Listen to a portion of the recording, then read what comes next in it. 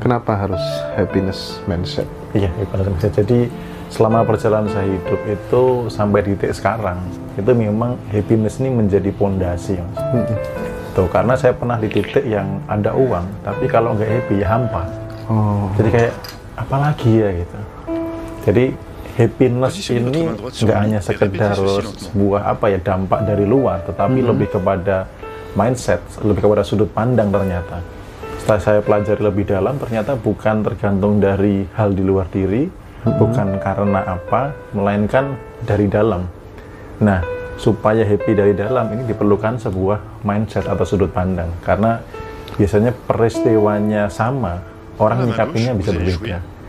Nah, ternyata yang menyebabkan adalah mindsetnya. Jadi happiness mindset ini menurut saya menjadi pondasi kehidupan kedepannya sebelum yang lainnya itu jauh lebih baik. Jadi nggak banyak problem, ada problem penyelesaiannya jauh lebih mudah. Gitu. Caranya Obimo untuk kemudian mendatangkan happiness mindset itu lewat apa aja dulu prosesnya? Ya, jadi di awal itu kan saya meriset dengan orang gagal, dengan orang berhasil itu kan di mindsetnya. Nah, di situ setelah saya telusuri banyak-banyak mindset yang happiness. Jadi kalau mereka menyarankan ke saya, kalau mau sukses, mau kaya, bahagia dulu. Saya dulu mikirnya ya harusnya bahagia dulu dong, harusnya sukses dulu dong gitu, bisa beli ini itu baru bahagia. Baru bahagia. Ternyata enggak gitu. Ternyata kalau enggak bahagia, sukses itu susah. Gitu. Jadi saya mulai pelajari mereka bisa happy bagaimana gitu. Ketika saya sharing sesuatu yang tidak happy, kok menurut mereka masih happy? Akhirnya ketemu benang merah bahwa happiness ini terkaitnya adalah sudut pandang. Gitu. Kesimpulannya adalah sudut pandang. Nah, maka dari itu saya mulai mempelajari nih dari mana mereka bisa dapat sudut pandang yang baik.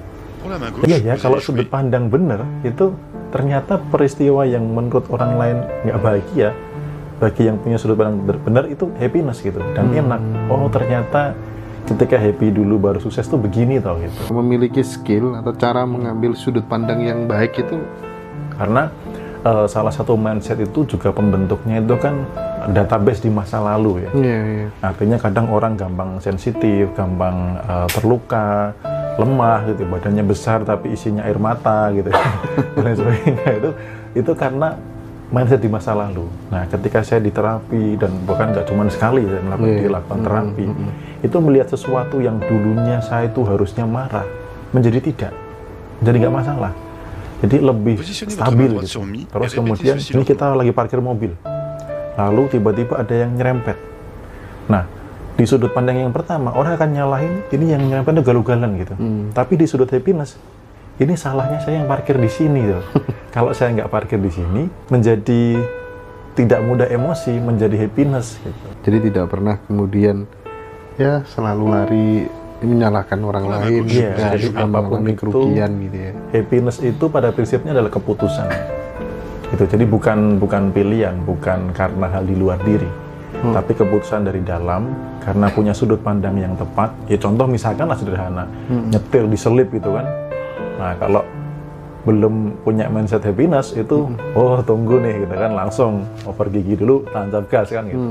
Tapi happiness sudah nggak apa-apa, mungkin lagi kebelet gitu kan, atau apa istrinya mau melahirkan atau apa gitu. Jadi peristiwanya sama, tetapi ketika punya mindset yang tepat, happiness tadi, hidup tuh jauh lebih enak, lebih tenang, lebih enak, dan akhirnya vibrasi yang muncul jadi jauh lebih bagus. Jadi selalu melihat sebuah hal yang terjadi dalam hidup kita dari sisi yang positif. Iya, dan dari diri. Jadi tidak melihatnya gara-gara dia nih gitu loh. Awas nih gitu. Jadi nggak selalu orang lain gitu. Definisi bahagia itu apa sebenarnya? Definisi bahagia bagi saya keputusan. Keputusan. Iya. Jadi apapun kondisi saat ini, saya putuskan bahagia. Karena orang itu kan masih bahagia, saya bahagia jika suami ngasih uang belanja banyak, gitu kan. Saya bahagia karena disemangati ayang, misalnya gitu. Ya. Tetapi ketika hal itu tidak didapat, orang jadi nggak bahagia. Nah, bahagia yang sebenarnya itu keputusan. Sama seperti misalkan nih, ada orang yang ngejek kita gitu ya. Sebenarnya sepersekian detik itu ada jeda untuk kita ngambil keputusan. Mau ngeladenin atau mau senyum-senyum sendiri gitu. Nah, yang saya saya pelajari skill di ternyata happiness itu keputusannya kok, bukan peristiwanya. Mau ngeladeninnya atau mau jadi bahagia itu adalah keputusan. Oke. Nah, level bahagia yang bisa dibilang kuat atau kemudian tidak gampang dirobohkan atau digoyahkan oleh orang lain itu yang seperti apa, Om Bimo? Ya, jadi level bahagia yang terendah tadi yang saya sampaikan bahwa bahagia yang karena hal di luar diri, dikasih sesuatu, mendapat sesuatu, diajak kemana, kemudian sedang terjadi peristiwa apa, itu level bahagia yang paling bawah. Sehingga ketika tidak dapat sesuatu hal di luar diri, dia menjadi nggak bahagia. Nah, kalau yang atas itu apapun kondisinya, mau lagi sepi, mau bahkan ibaratnya omset lagi turun, mau sedang ada musibah pun, dia tetap bisa ngambil sudut pandang untuk happy. Bahkan ketipu pun bisa happy gitu. Karena apa? Di dalam asalnya gitu ya. Gimana? Jadi menarasikan yang ketipu bisa happy itu gimana? Nah, ketipu bisa happy itu, kalau saya mindsetnya ketipu itu adalah ongkos sekolah saya, ongkos sekolah bisnis. Oh, misal kita main trading, tiba-tiba rugi, habis ngambil 14 juta kan, terus tiba-tiba ruginya 28 juta gitu, itu gimana? Ya, jadi kalau pas saya yang ketipu, kalau trading itu kan kalau main sendiri kan salah ngambil keputusan ya. Robot. Contoh misalkan yang ketipu ya, dulu saya main Bitcoin, kemudian dikelola orang lain gitu ya. Iya. Karena waktu itu teman saya mau jamin sih katanya kalau hilang mau diganti gitu, walaupun sekarang. Nah itu ketika saya tipu akhirnya untung ya saya ketipunya dulu gitu. Artinya dulu di kondisi uang yang masih pas-pasan, bahkan waktu itu saya masuk Bitcoin itu gadein BKB motor waktu itu. Nah kalau sekarang nih mungkin bisa jadi ketipunya lebih besar gitu.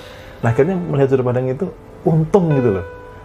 Akhirnya ya sudahlah, berarti lain kali saya harus hati-hati dengan tipe orang begini, dengan model bisnis begini, sehingga ketika pas kondisinya sudah lebih ada itu nggak gampang tergiur, mengolah kesadaran. Saya sadar bahwa ini kesalahan saya sendiri, saya sadar kalau saya berlarut-larut dalam kesedihan ini saya nggak mendapatkan apa-apa, akhirnya secara tersimpel untuk happy kan bersyukur. Udah, apa yang saya syukuri? Untung di kondisi ini saya masih sehat. Untung di kondisi ini anak istri saya sehat gitu.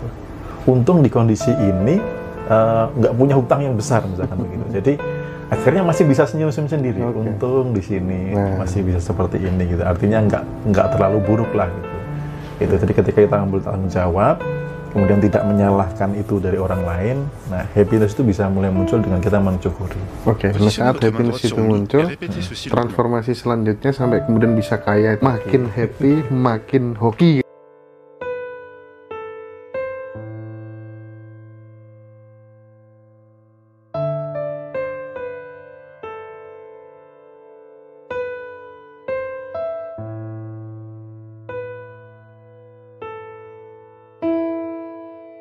Pour la main gauche, vous allez jouer